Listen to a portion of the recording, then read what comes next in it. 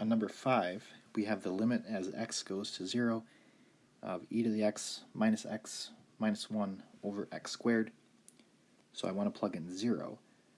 So e raised to the 0 is 1, and then minus 0, and then that'll also be minus 1. That kind of looks like a TIE fighter over 0. Then this is going to be equal to 0 over 0. So that is an indeterminate form, which means we want to use L'Hopital's rule.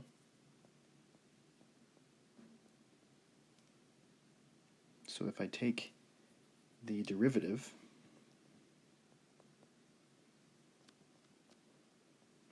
of the top, it's going to be e to the x minus 1 all over 2x.